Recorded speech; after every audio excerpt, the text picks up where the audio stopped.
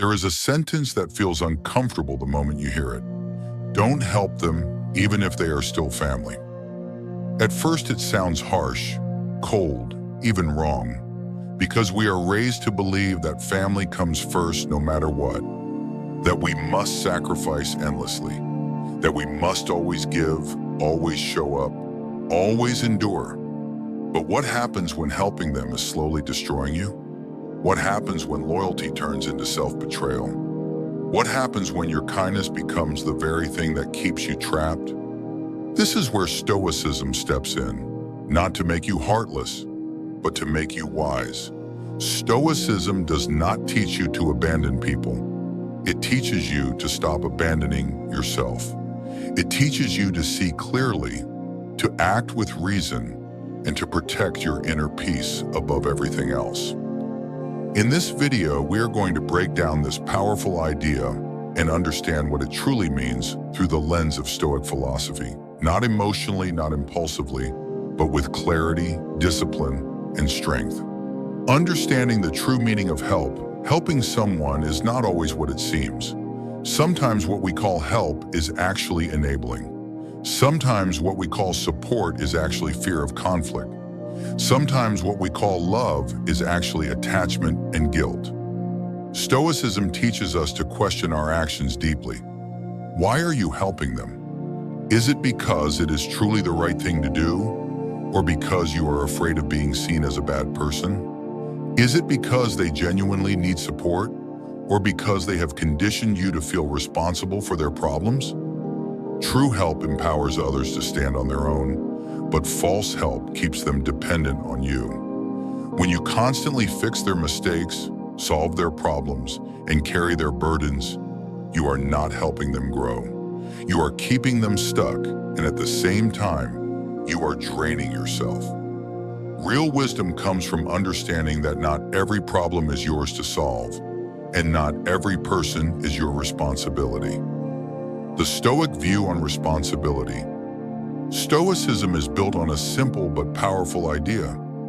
You are only responsible for what is within your control. Your thoughts, your actions, your choices.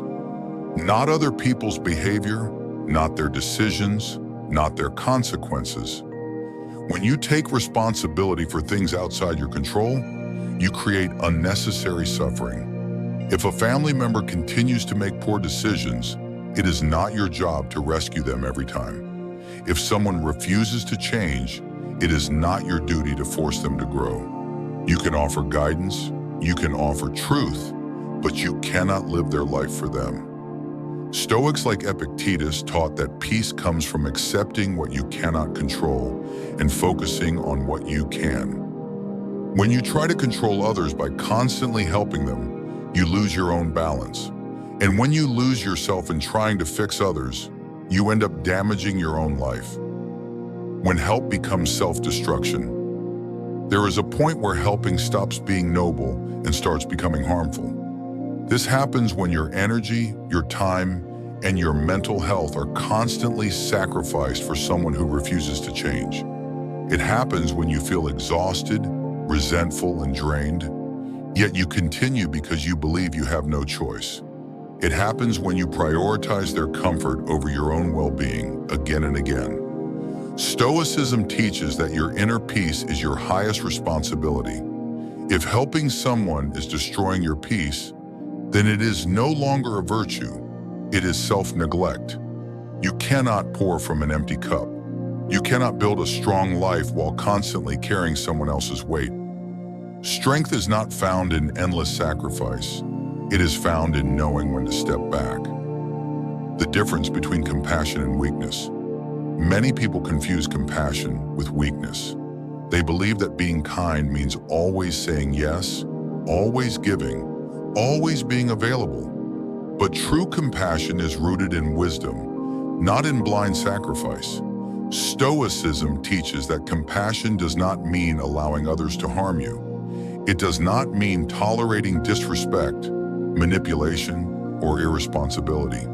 Sometimes the most compassionate thing you can do is to stop helping. Because when you stop rescuing someone, you force them to face their reality. You give them the opportunity to grow, to learn, and to take responsibility for their own life.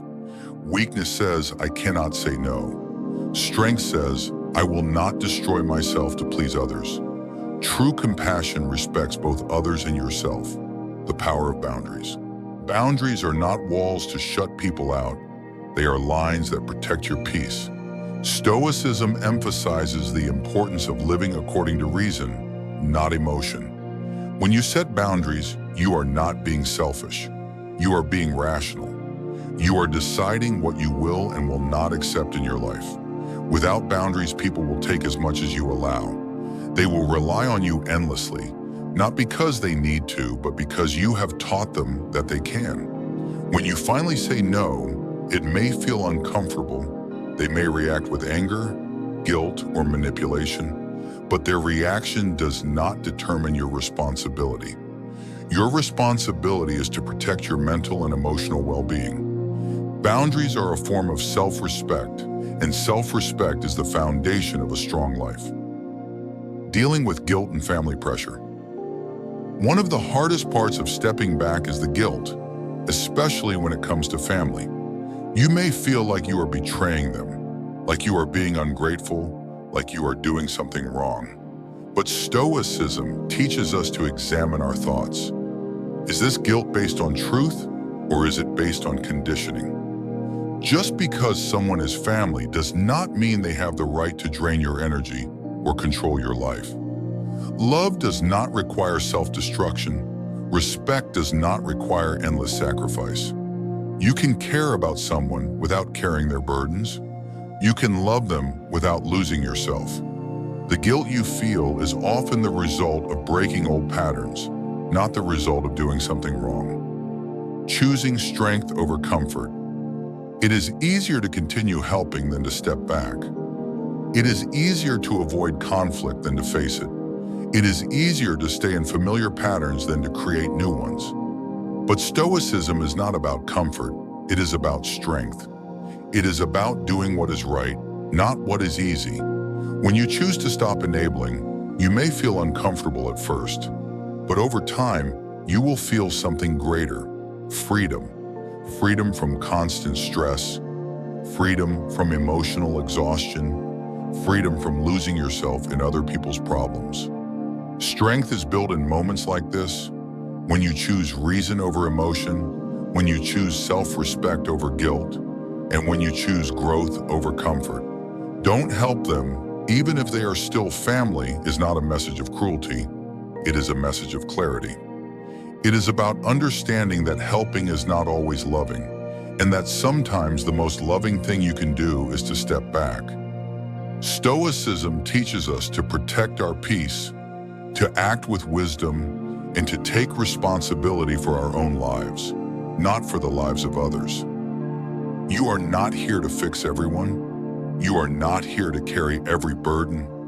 You are here to build a strong, balanced, and meaningful life. And sometimes that means saying no. If this message resonated with you, remember that growth often begins with difficult decisions. Stay disciplined, stay focused, and most importantly, stay true to yourself.